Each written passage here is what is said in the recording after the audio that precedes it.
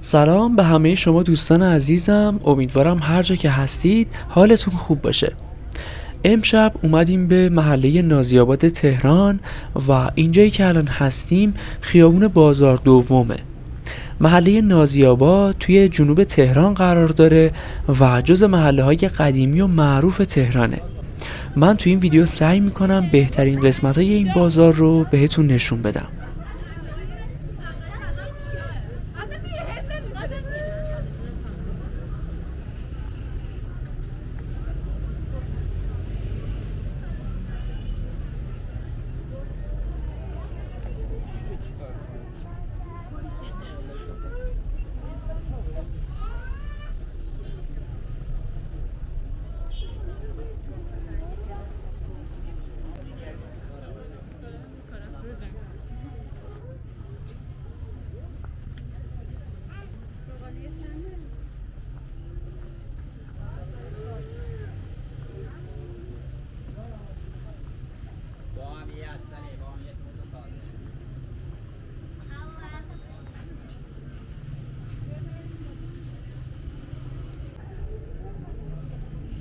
همونطور که میبینید تو این خیابون فروشگاه‌های لباس زیادی وجود داره و بیشتر روزای هفته شلوغ و پرتردده. محله نازی‌آباد 2 خیابون معروف داره که یکیش همین خیابونه، یکیش هم خیابون اکبر مشهدیه. من روزای قبل از اونجا ویدیو گرفتم و میتونید از طریق لینک بالای صفحه اون رو تماشا کنید.